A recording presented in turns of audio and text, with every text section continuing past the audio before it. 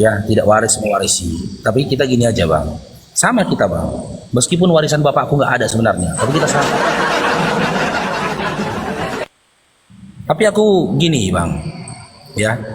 Di dalam Al-Quran juga dikatakan, janganlah kamu jadikan bahkan bapak-bapakmu sebagai penolongmu, sementara mereka masih dalam kondisi kafir. Gini aja bang, ketika nanti bapaan bang dan kaum keluarga abang memberikan, ya udah terima. Tapi jika mereka tidak memberikan, udah biarkan saja. Biarkan saja. Karena apa? Karena begitu abang bersyahadat, ya abang itu adalah hamba yang maha kaya.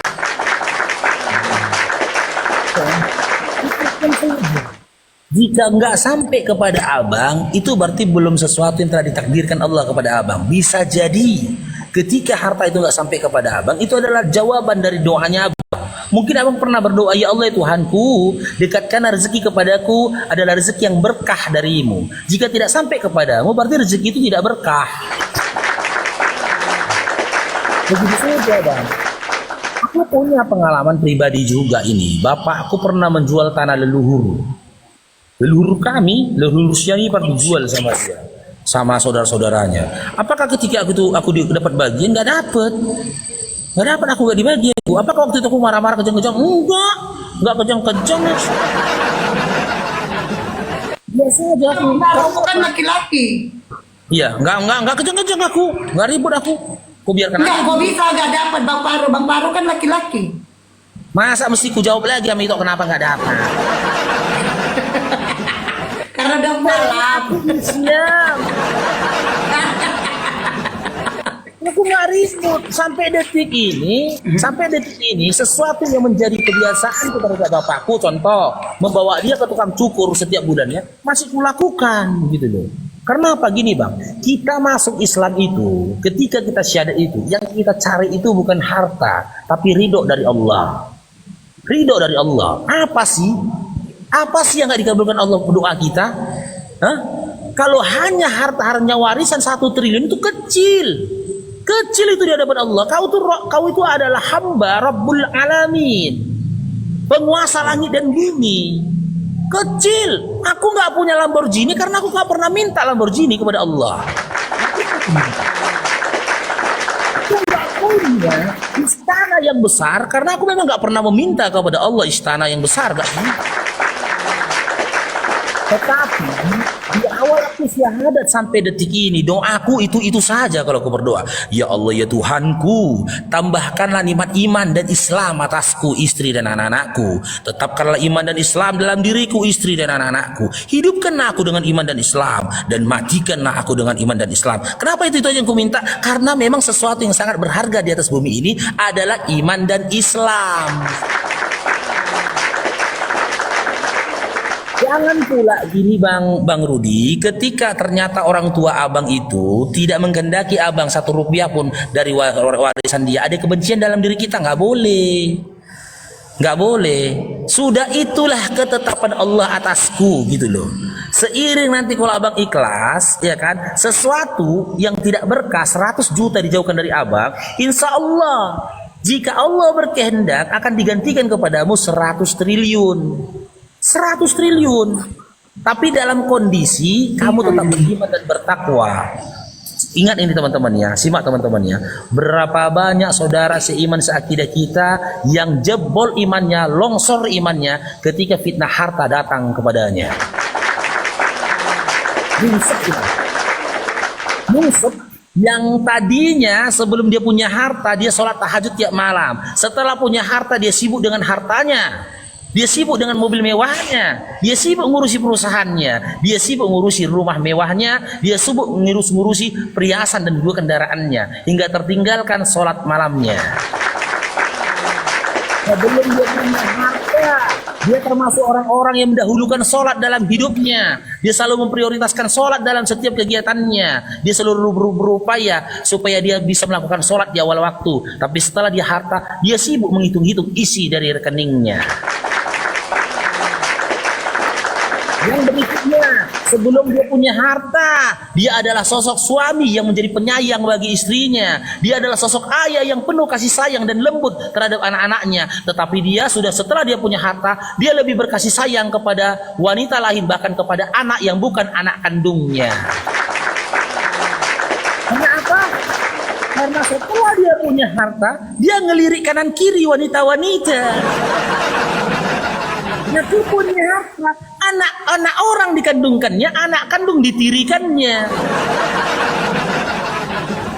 Banyakkah begitu? Banyak.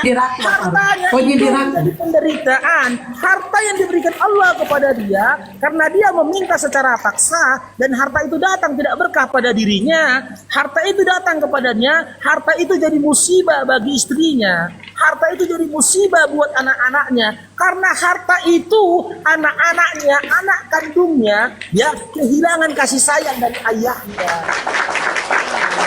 Bang Farouk, kau nyindir kisahku ya, kau nyindir kisahku. Kok nyindir kau pula? Soalnya kisahku tuh, anakku gak dinafkahi. Ya makanya aku pribadi Bang Rudi ya, kalau meminta harta, ya jarang sekali aku minta harta. Jarang sekali dalam doa itu aku jarang sekali minta harta, karena aku yakin dan percaya sebelum diciptakannya langit dan bumi 50.000 tahun sebelum itu Allah telah tetapkan rezekiku, dan aku nggak akan mati sebelum rezekiku datang kepada aku. Gak akan metong kita bang. Orang-orang yang metong itu rezekinya udah habis, itu udah selesai. Makanya metong. Cuman kita kadang bang banyak kali pikirannya bang. Dia lisannya berkata la haula wala quwata illa billahil aliyil azim. Aku ini muslim, orang-orang yang bersadar diri kepada Allah. Tapi pikirannya mau tidur, besok aku kayak mana dapat duit ya. Gimana ya supaya aku bisa punya mobil mewah ya. Barakallahu fikum, bro, cair bro, kayak mana supaya aku beli Fortuner ya katanya. Itu dipikirkannya. Ketika dia tidur, dia tidak berpikir bagaimana caranya aku supaya meningkatkan iman dan takwaku serta meningkatkan kualitas dari ibadahku. Nah, ini bang, Teman-teman ya. Iya, Bang Rudi. abangku penonton Edis TV bang. Bentrok Iya. aku sama dia. Nggak usah. sama dia, Gini Bang. aja. Gini bang, kalau masalah harta, kita lebih berkasih sayang saja. Lebih berkasih sayang saja kita kepada saudara kita, andaikan dia kafir. Contohnya apa? Ini bang, bisa jadi contohnya, analogi bang. Ketika Utsman bin Affan dan sahabat yang lainnya, ada yang kaya itu sama dengan Utsman bin Affan, baru lupa namanya. Ketika hijrah dari Mekah ke Madinah, ya, Abdurrahman bin Auf, ketika hijrah dari Mekah ke Madinah, ditahan dia sama orang kafir. Ditanya sama orang kafir itu, ditanya sama orang kafir itu. Satu lagi sahabat ini saya nggak tahu siapa namanya. Dia bilang, kenapa kau tahan aku? Kata dia. Dia bilang, wahai Abdurrahman, wahai Fulan, hartamu yang segini banyak ini kau dapat dari tanah Mekah. Kami nggak akan izinkan harta ini kau bawa ke Madinah.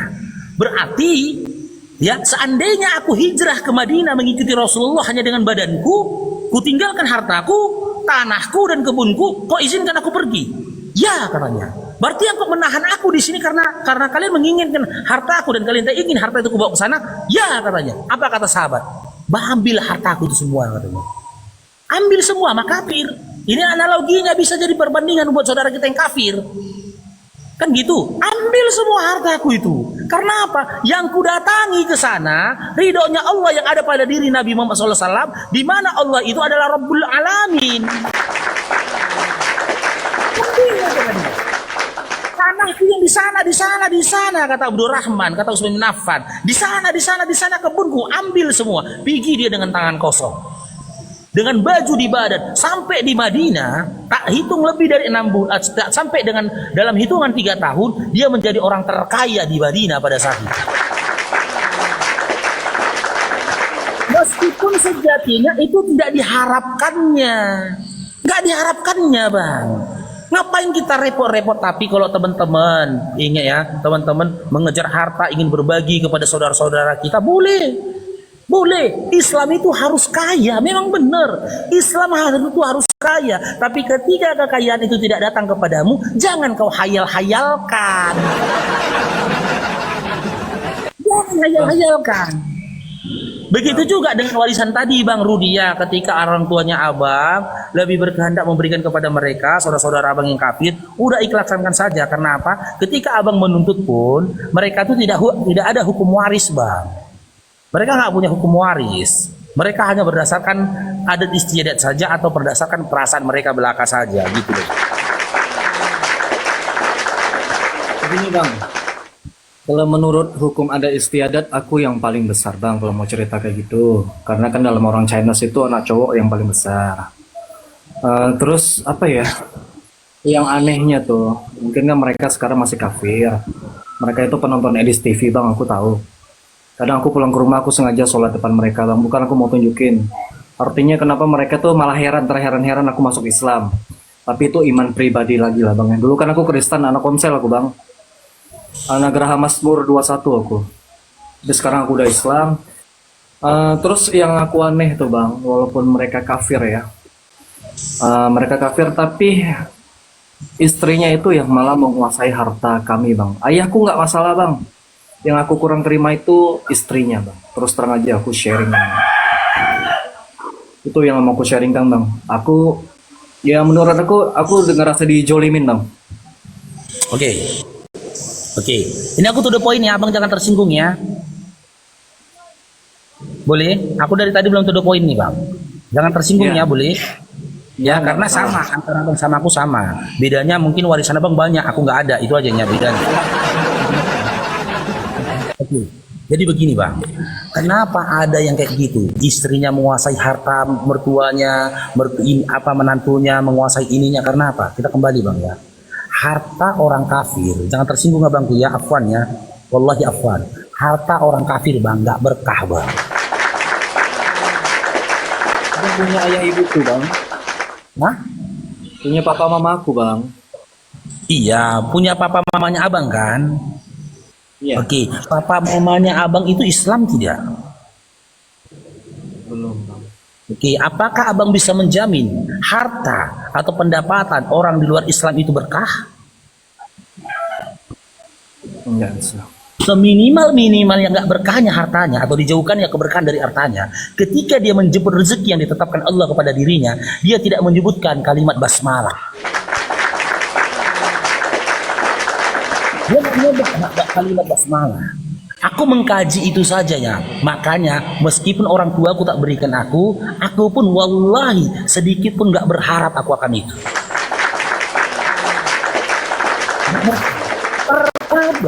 Terkadang itu bentuk cinta kasihnya Allah kepada kita. Allah menjauhkan itu dari kita. Tapi sepanjang cair bang salam. Ketika Allah hendak menjauhkan itu dari kita, kita tidak melihat ya kekuasaannya Allah, bagaimana Allah itu berkehendak.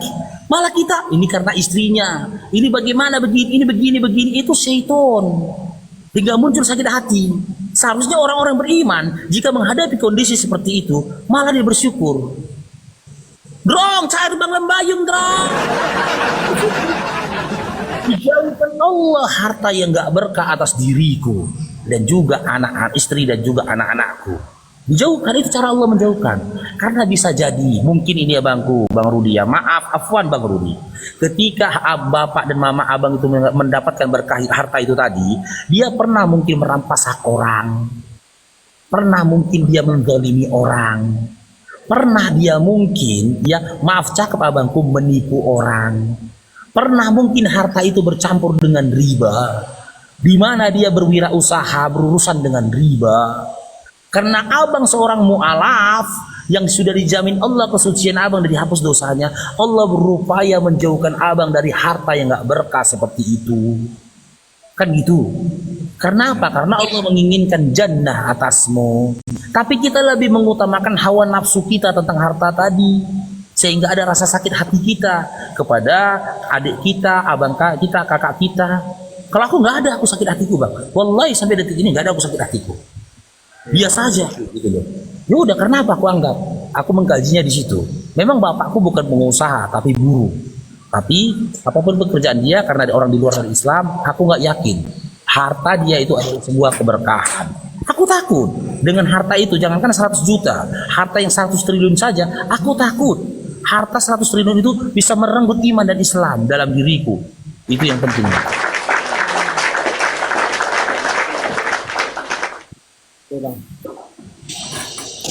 Jadi motivasinya gini bang, Bang Rudi.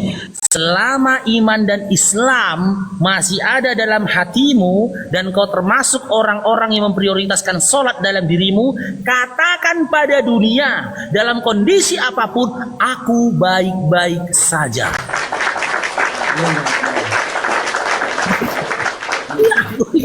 Aku begitu teman-teman, kayak manapun keluargaku selama mereka tidak memerangi akidahku, kau rampas yang jadi hakku, rampas sama kau. Rampas sama kau. Ini aku kisah nyata juga ini bang. Ini mudah-mudahan ada saudara yang menonton. Mamaku meninggal 1 tahun lebih yang lalu. Udah? Ketika pemakaman, aku ikut mengurusi mengeluarkan biaya pemakamannya. Mamaku meninggalkan beberapa warisan, ya, berupa perhiasan. Ya, 1 cuil pun perhiasannya itu nggak ada diberikan kepadaku. Diambil oleh saudara-saudara perempuanku. Apa aku marah? Enggak marah. Enggak. Ambil cara kau. Kau masih mengambil harta warisanku, ambil. Kau mau ngambil hartaku, ambil. Kau mau ngambil nyawaku, ambil.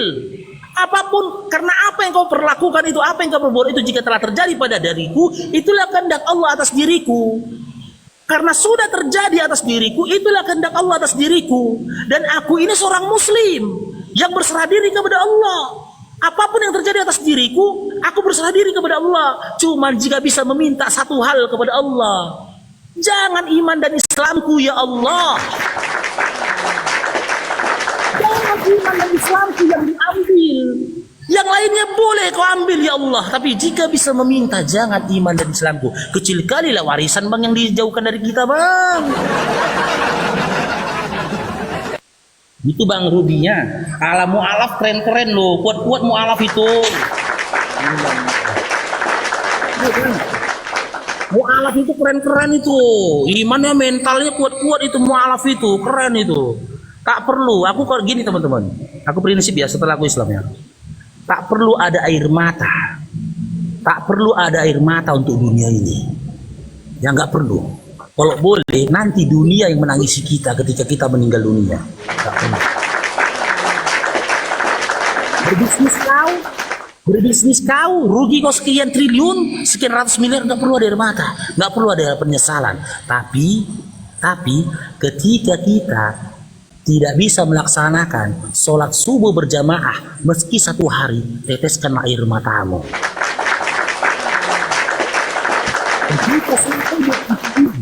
Kita belum bisa membaca Quran dengan tajwid yang benar, sementara belum ada niat kita untuk belajar lebih sungguh-sungguh, teteskan air matamu atas itu.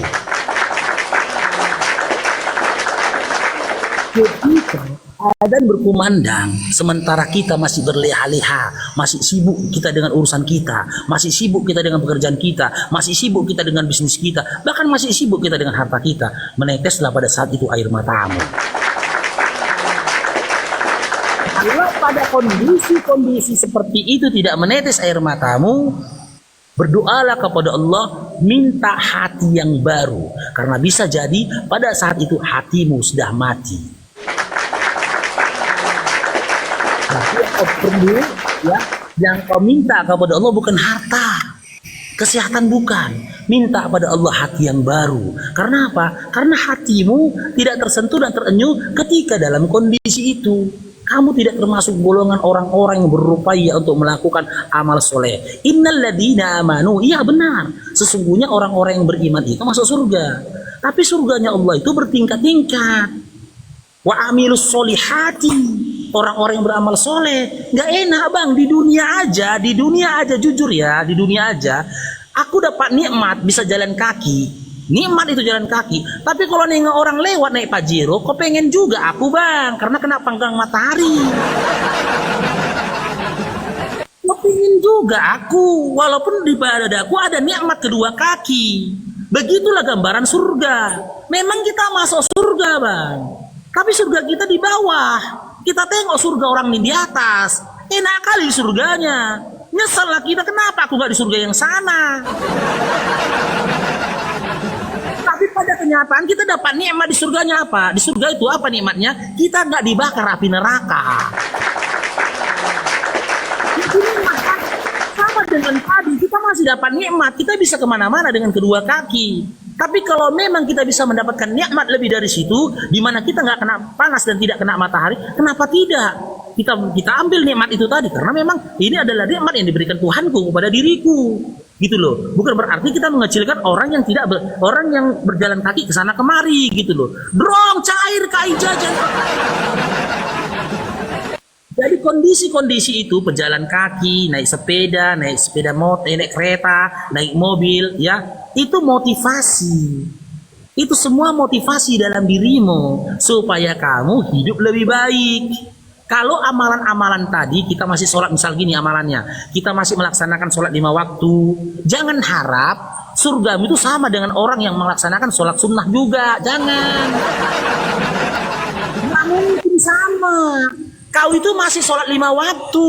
Ada saudara muslimmu, sholat sunnah itu udah semacam wajib sama dia, nggak bisa ditinggalkan. Jangan kau mimpi satu surga kau sama dia, nggak mungkin.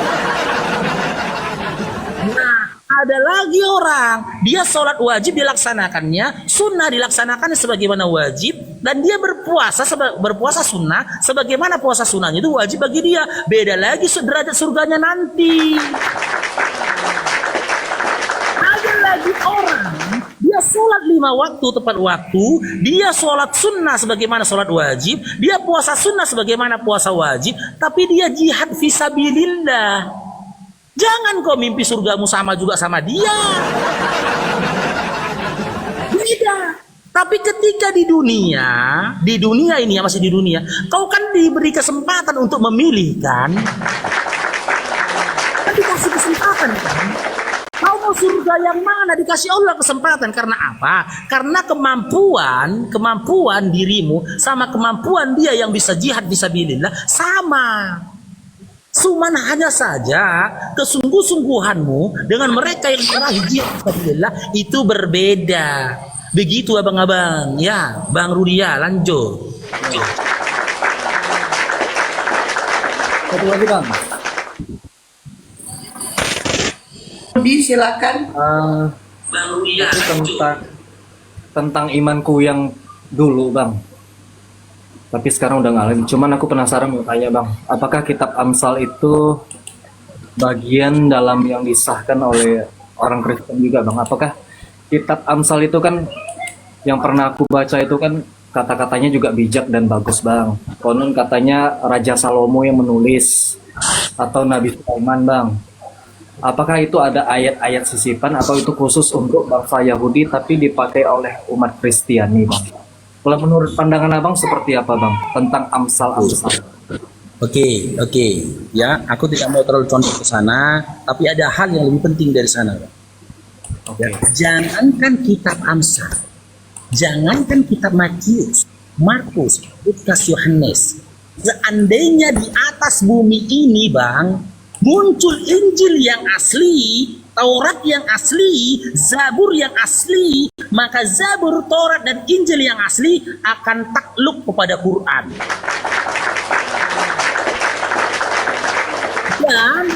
Dan kitab yang telah ditaklukkan oleh Quran dari kitab-kitab terdahulu saat ini ada pada kita. Dalilnya apa Faruk? Surah Al-Maidah 48.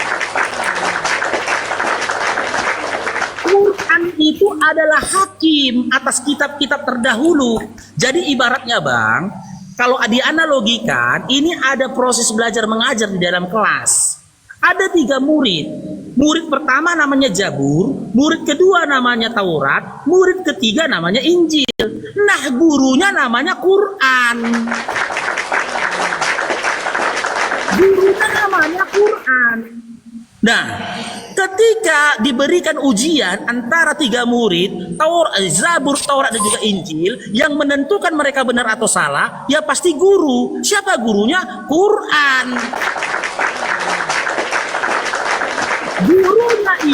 Gurunya ini sudah ada di tanganmu bang. Sudah ada di tanganmu. Makanya aku bilang, aku katakan teman-teman, lidahku yang jadi taruhannya. Lidahku taruhannya. Ya, Al-Quran adalah satu-satunya kitab yang ada di atas bumi ini yang dari 1500 tahun yang lalu sampai detik ini konsisten dengan original teksnya, dan original teksnya tidak pernah mengalami perubahan grammar bahasa. Kalau sekarang bahasa Arab mengatakan sekali-kali tidak dengan kata-kata kalla, bahasa Arab di dalam Quran kalla. Ketika mengatakan kita kita baca Quran di dalam surah Al-Maun misalkan, kalla saufa ta'lamun. Surah apa ya? Surah di dalam surah ya kalla saufa ta'lamun, kan gitu. Nabi Muhammad SAW 1500 tahun yang lalu pun mengatakan kalla saufa ta'lamun. Surah Al-Maun. Ketika hatimu mengatakan sekali-kali tidak, tapi lisanmu membaca Quran mengatakan kalla saufa ta'lamun. Nabi Muhammad SAW 1500 tahun yang lalu juga mengatakan kalla saufa ta'lamun. Gak ada yang berubah. Tapi kalau kitab mereka, ketika mereka mengatakan pada bulannya Allah menciptakan langit dan bumi, apakah pada saat itu Musa mengatakan demikian? Hah? Jelas tidak. Karena apa? Karena Musa tidak berbahasa Indonesia. Ketika mereka mengatakan inilah jalan hidup yang kekal itu, akulah jalan kebenaran dan hidup, bahwasanya mereka mengenal engkau satu-satunya, gitu loh. Dan mereka mengatakan Yesus berkata begitu. Apakah 2000 tahun yang lalu Yesus berkata seperti itu? Karena Yesus nggak pernah ngomong pakai bahasa Indonesia. Terjemahan itu hanya sebatas pemahaman seharusnya. Terjemahan itu hanya sebatas pemahaman, gitu loh. Sebatas pemahaman, bukan dinyatakan oleh lisan. Berkatalah kamu sebagaimana Yesus berkata. Yesus berkata dengan bahasanya, bahasa Aram mungkin pada saat itu. Maka harusnya ketika kau menirukan perkataan dari Yesus, kau harus berbahasa Aram.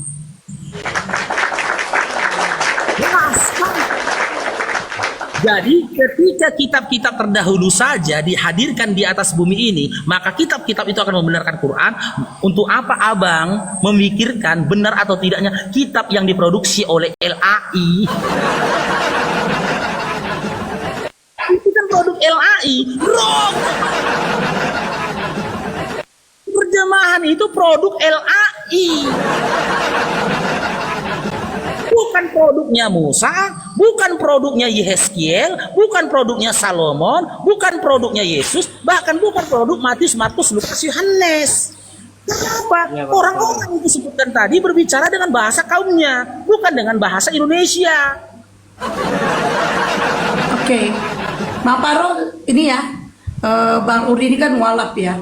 Kita ini aja ke Sahma ya, Bang Rudi. Bang Rudi kan tidak tadi bertanya tentang Absal, tidak bisa diapain, tidak bisa kita bahas itu Bang Rudi kecuali ada Oten. Makanya Bang Paro meloncarkannya ke kitab itu Al-Quran. Bang Rudi harus paham, kecuali Bang Rudi Kristen. Karena yang boleh membahas perdalam isu Amsal itu harus orang kekristenan. Kita nggak boleh, itu namanya nanti kita dituduh mengarang gitu. Makanya Bang Paro langsung membahas tentang gini, nanti bukan apa? Polda. Aku bukan apa Bang Rudi. Aku bukan apa Bang Rudi. Tauhid Bang Rudi. Tapi aku punya tanggungan 4 anak Iya, Bang Rudi. masih kecil-kecil lagi ya, masih kecil-kecil ya. Kecil anakku. Harus aku juga kembar Bang itu. Oh masih ada juga, makanya kita fokuslah untuk kemaslahatan anak kita kan. Berani konsep berani bukan berarti konyol. Berani bukan berarti konyol gitu loh. Menahan diri bukan berarti takut, bukan. Nggak boleh. Masih kecil anak kita kan. Jadi lagi siapa dulu dia?